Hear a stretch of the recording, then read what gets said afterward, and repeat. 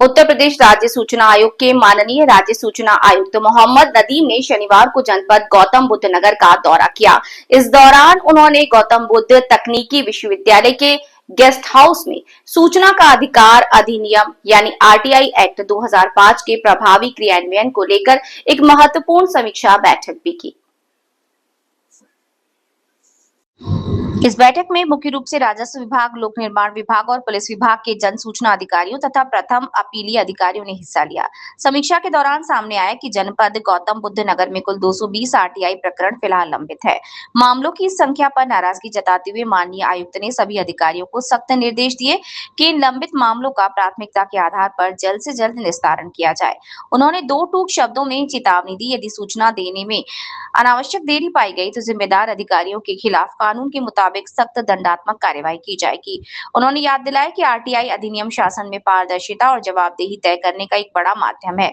इसलिए नागरिकों को समय पर और सही जानकारी देना हर अधिकारी की प्राथमिक जिम्मेदारी है। बैठक में माननीय आयुक्त ने व्यवस्था को पारदर्शी बनाने के लिए कई अहम निर्देश जारी किए।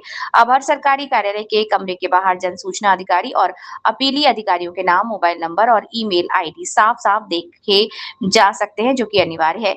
इसके साथ ही यदि किसी अधिकारी के पास किसी दूसरे विभाग की आरटीआई आती है तो उसे नियमानुसार 5 दिनों के भीतर सही विभाग को ट्रांसफर करना होगा। उन्होंने सभी अधिकारियों को निर्देश दिए कि वे विभागों की वेबसाइट को नियमित रूप से अपडेट रखें और आरटीआई से जुड़े रजिस्टरों का सुव्यवस्थित रखरखाव करें।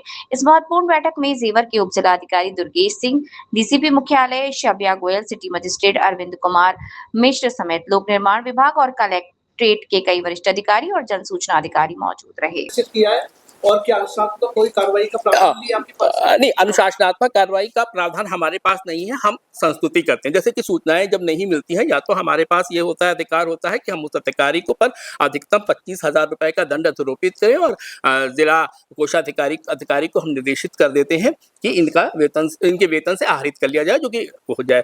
अनुशासनात्मक कार्रवाई के लिए हम जो उनके अपॉइंटिंग अथॉरिटी होते हैं उनको सिफारिश करते हैं कि इन्होंने अनुशासनहीन के दायरे में आते हैं, इन पर आप कार्रवाई करिए। तो जैसे जो भी अधिकारी आज यहाँ उपस्थित नहीं थे या जिनका भी रवैया बहुत ही संवेदनहीन है सूचनाएं न देने में, तो उस पर हम लोग तो अपनी रिपोर्ट उनके अपॉइंटिंग अथॉरिटी को देते ही हैं। और जिन अपीलों में हम पाते हैं, अगर ये 74 लोगों पर दंड लगा है तो आयोग ने पाया होगा कि उन अधिकारियों ने जो सूचनाएं थी उसमें नहीं दिया है, जानबूझकर नहीं दिया है।